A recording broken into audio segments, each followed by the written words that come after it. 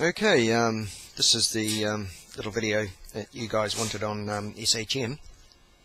I don't usually go over SHM, it's not a particular problem, but we will be doing some problems on SHM and you do need to understand it. So I'll start by just talking about, not my best circle in the world, but not too bad.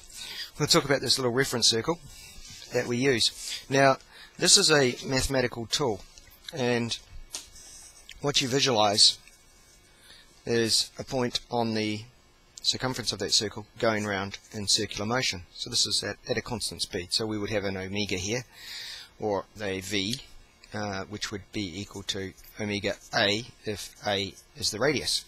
So that's a constant speed. Now this is a mathematical tool that helps us with SHM. In SHM, if this was our spring, and it starts at that point, that's its equilibrium point, and that's its lower point. So the spring basically bounces up and down. Then there's a point at which the spring is in the middle position, equilibrium point. Now, we could have had the spring on a horizontal surface, sort of thing, you know what I mean, where it goes backwards and forwards like this, with maybe two springs and doing SHM, and then that would be the equilibrium point. The thing to remember about the reference circle is it doesn't have to be oriented in the same sort of plane as your object.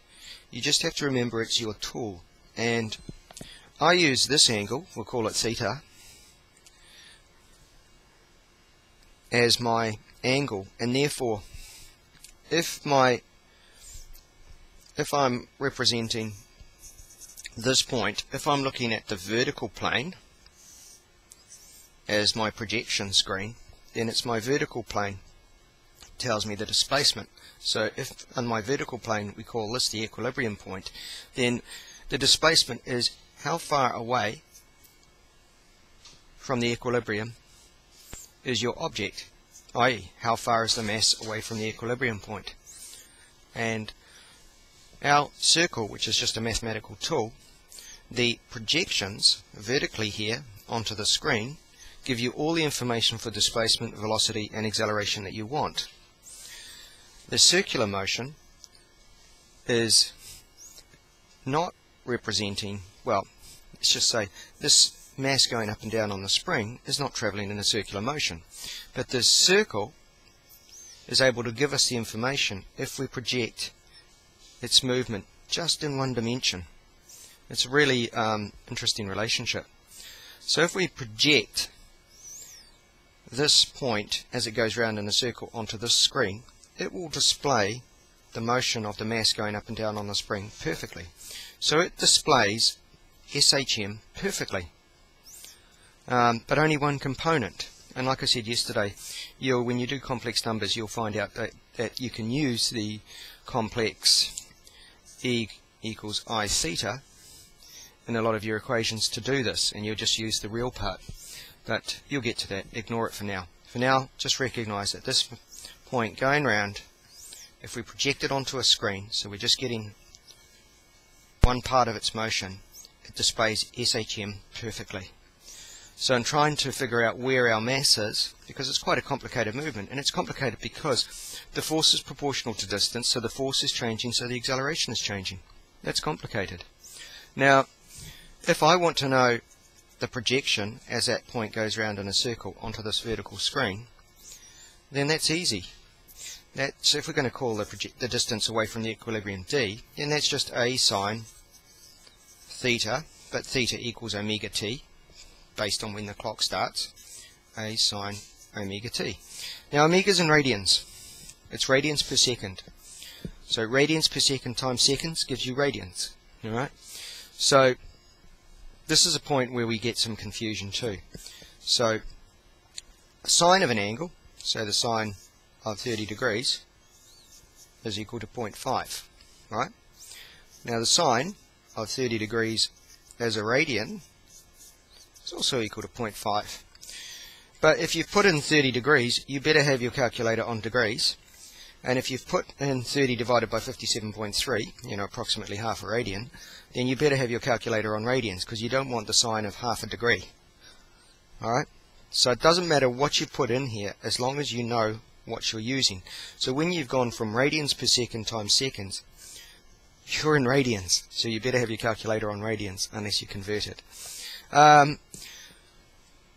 So hopefully I haven't been too confusing in my explanation, that this circle is just a tool to give us the distance a mass doing SHM is away from its equilibrium point, and that somehow this circle, when we project onto a screen to give just the one dimension, will give that information perfectly. So the velocity is equal to omega A, but again we only want the vertical component in this case. So the velocity might be in this direction at that point, but we only want the vertical component, and the vertical component, that's theta also. So the vertical component is going to be equal to the velocity, which was just that big vector there, times the cos of theta. Now V equals omega A, so the vertical component of the velocity is just omega A cos theta. And the acceleration, well, acceleration is equal to V squared over R, which is A, but that's omega squared A squared over A, so that's equal to omega squared A, right? But that's towards the center like that, right? And again, we only want the vertical component. So you can see again, the vertical component will be omega squared A times the sine of theta, because that's theta. So it's omega squared A, which is the length of the long vector, but it's just the sine of theta. Let's change those into omega A cos omega t, omega squared A sine omega t. Now, that's a negative because the velocity was going up, positive is up, the acceleration is down, so acceleration must be a negative. So that's how it works. You can just do the calculus, of course, on the d to get the v. So differentiate the d with respect to t, and you'll get the v. Differentiate the v with respect to t, and you'll get the a. So that's how it basically works. Hopefully that little discussion on also over here on radians and degrees helped. If you had decided that this was your angle, alpha, instead, then to get all these correct, the sine would become a cos, this cos would become a sine, and the sine would become a cos. Those are the alternative equations. What does confuse some people with this business is the fact that we do these projections onto a vertical screen and use this angle. Like I said, we could have used alpha. And then when they see something horizontal, like a pendulum or a spring with a mass going backwards and forward horizontally, they then think we can't use this reference circle in the same way. The fact that we're using these vertical projections makes no difference. These vertical projections are going to give us the distance away from equilibrium, and the fact that this might be horizontal, this spring up here, this distance here, x, if you like, or d, or whatever you want to call it, is still just the distance away from the equilibrium, and this full distance is still just the amplitude. So the fact that our reference circle uses a projection onto the vertical, we don't have to change anything. We don't have to turn it upside down or anything like that. So we always use the reference circle that way, whether we're dealing with an object going up and down in SHM or sideways, backwards and forwards in SHM. Hopefully that has sorted it out for you.